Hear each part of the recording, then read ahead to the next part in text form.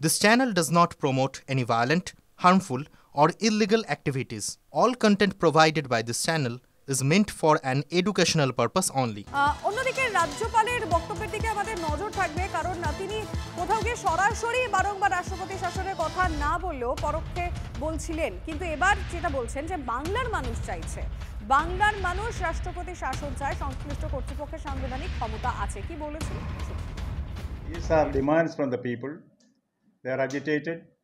There are constitutional options before the competent authorities.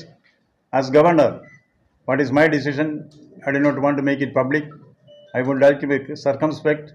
Whatever is to be done, appropriate action will be taken. आवश्यक कार्यवाही जरूर करूंगा।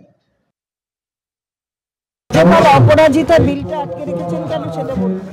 রাষ্ট্রপতির কাছে পাঠিয়েছেন, এখনো অপরাজিতা বিলটা সই হয়ে আসেনি, সেটা কেন, সেটা রাজ্যপাল জবাব দিন। আর ওনার বিষয়ে কিছু বলার দরকার নেই আমার।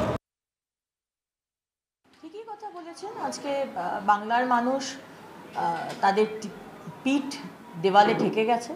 বাংলার মানুষ চাইছে যে 26-এর ভোট সঠিকভাবে হোক, এবং প্রতি বছরই তারা বলে যে আমরা তো ভোট দিয়েছি, ভোটগুলো কোথায় যায় জানি না। তো এবারে বাংলার মানুষ চাইছে যে রাষ্ট্রপতি শাসন হোক, কিন্তু মহামহিম রাজ্যপাল এই বিষয়ে কথা বলবেন না। যেখানে যা বলার নিশ্চয়ই তিনি তার মতামত জানাবেন, এবং তিনি কি জানাবেন সেটা বিষয়ে তো আমি বলতে পারবো না। রাষ্ট্রপতি শাসন কিভাবে জারি হয়, তার স্থায়িত্ব কতদিন, এ নিয়ে কি বললেন কলকাতা হাইকোর্টের অবসরপ্রাপ্ত প্রধান বিচারপতি দেবাশিস করগুপ্ত, শুনুন। রাষ্ট্রপতি শাসন তো রাষ্ট্রপতি নিজে জারি করে থাকেন। আমাদের ওই আর্টিকেল 356-এর ভাষাটা হচ্ছে যে president on receipt of A report from the governor or otherwise, রাষ্ট্রপতি এই প্রোক্লেমেশনটা রাষ্ট্রপতি শাসনের জন্য জারি করতে পারেন। সাধারণত এটা প্রথম 6 মাসের জন্যে, এবং তারপর পার্লামেন্টের অনুমোদন সাপেক্ষ আরও 6 মাস, এই 1 বছর চলতে পারে।